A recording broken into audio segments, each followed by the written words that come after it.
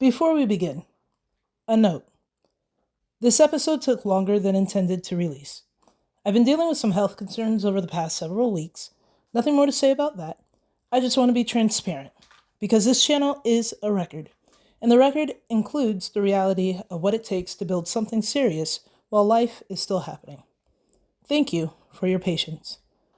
Thank you for following. Now, episode 2.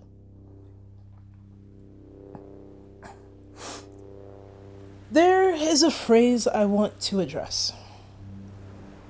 Go back to Africa. The response has usually been defensive.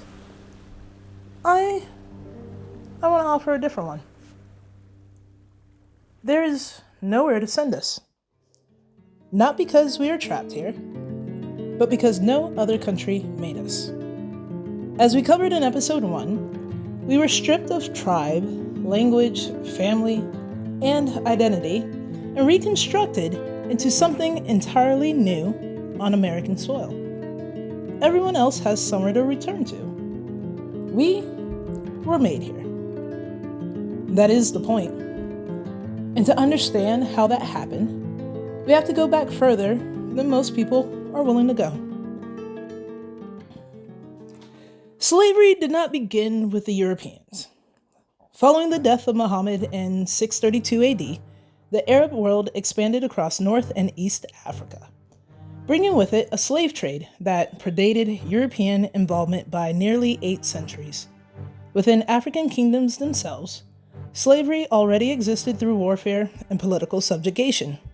By the time the Portuguese arrived on the West African coast in the mid-1400s, they did not build a system, they found one, and they plugged into it. What the Europeans did was redirect that existing system westward, across the Atlantic. The Spanish labeled the people they encountered along that coast Negro, not a nation, not a tribe, a color, a category of convenience applied to hundreds of distinct peoples the Spanish could not or would not distinguish between. That label crossed the Atlantic with the trade. And when the British inherited it, they did something no one had done before. They turned a label into a law.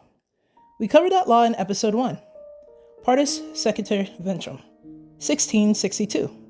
The child inherits the mother's status. Slavery made hereditary. What we can add here is that scale of what that law produced. By 1808, when the importation of new enslaved people was banned, the domestic population had grown entirely through birth to the point that America no longer needed new imports. By 1865, that population exceeded 4 million, built not by continued importation, but by law and reproduction alone. That is not slavery as it existed anywhere else in history. That is a fully domesticated, self-reproducing labor caste, built by design. But here's the question episode 1 left open. Why did the British specifically attach blackness to the legal condition of slavery? Slavery had existed for centuries without being racially coded. Why did it become racial here? The answer is 1676, Bacon's Rebellion. Nathaniel Bacon recruited both poor, white, indentured servants and enslaved Africans to fight together against the colonial elite.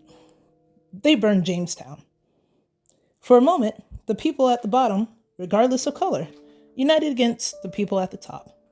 The colonial elite was not just afraid of the violence, they were afraid of the alliance. A poor white man and an enslaved black man with the same grievances and the same willingness to burn things down, that is an existential threat to any system built on concentrated wealth and power. The solution was not to address the grievance. It was to destroy the possibility of that alliance ever forming again. Give poor white men just enough to make them identify upward with the planter class, rather than sideways with enslaved people, the overseer role, the slave patrol, the legal status of being free, even if landless, even if hungry, even if exploited. You may have nothing, but you are not that. Blackness was then legally codified as the permanent marker of the enslaved caste. Not because that was always the plan, but because after 1676, the ruling class needed a line that could not be crossed, a visible, permanent distinction that would keep the bottom divided against itself forever. And then they sealed every remaining avenue of exit.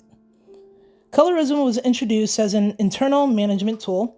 Lighter-skinned enslaved people were granted marginal proximity to the enslaver, indoor labor, occasional privilege. It created hierarchy within the enslaved population itself. The people most likely to organize against the system were instead organized against each other. Anti-miscegenation laws banned interracial relationships and marriage. And here's what those laws reveal. You do not ban something no one is choosing. Those relationships were forming.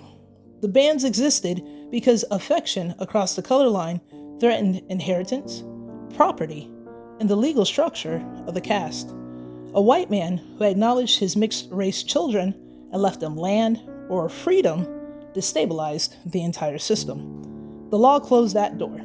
It also legally nullified fatherhood for black children, sealing inheritance to the enslaved mother alone, reinforcing exactly what Partus Sequitur Inventorum had already established. Every avenue of paternal claim erased. And then there was the spiritual avenue. In 1667, Virginia passed a law stating that baptism into the Christian faith did not alter an enslaved person's legal status. You could accept Christ. You could be baptized. You could become a member of the body of God, and you would still be property. That law existed because Christianity had a problem for slaveholders. It taught that all souls were equal before God. Some enslaved people had begun to argue that spiritual freedom implied earthly freedom. The law preemptively closed that argument. Enslaved people were taught scripture selectively, told to obey the laws of the land, told their suffering was ordained. The faith that could have been a vehicle for liberation was weaponized into a mechanism of compliance. We will go deeper into that in the episodes ahead. Every avenue sealed. Legal, familial, spiritual, economic. What a group of greedy men decided, through statute after statute, was that no path to freedom would remain open. Not through your father, not through your God, not through the color of your skin, not through the alliance of class. Every door closed, every exit blocked.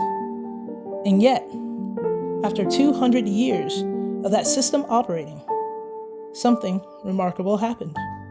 Negro stopped being a label the Spanish applied to people they couldn't distinguish. It became something real. A people forged through shared suffering, shared law, shared soil, and shared survival. Not a racial category imposed from the outside, an ethnic identity built from the inside, through the only materials the system left available: faith, food, music, language, kinship, endurance.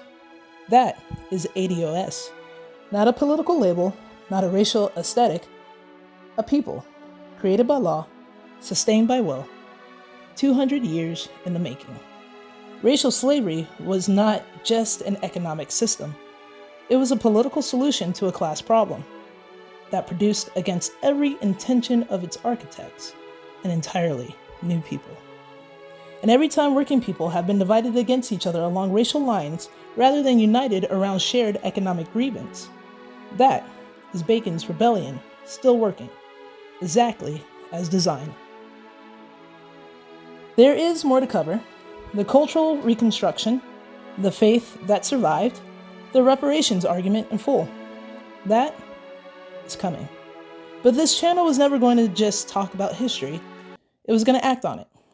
In the spirit of what this channel is, a record, I thought it was only right to start the record with an action, not just words. The Ode 2026 Reparations Settlement Project was formally mailed, not emailed, mailed, directly to President Trump and Vice President Vance. I have the certificate of receipt. It is documented. It is on the record. It was sent on a day that carried significant personal weight for me and my family, a day that reminded me with the kind of clarity that only loss can bring, that no one from that generation received what this country owes them. They are no longer here to ask. So I asked on their behalf, formally, with documentation, on the record, in honor of that generation and every generation before them that carried this without justice. What President Trump and Vice President Vance choose to do with that letter, that becomes part of the record too. This channel will be watching, and so will history. This is the Inheritance Channel, where identity is clarified, where history is quantified, and where inheritance is defined, not assumed.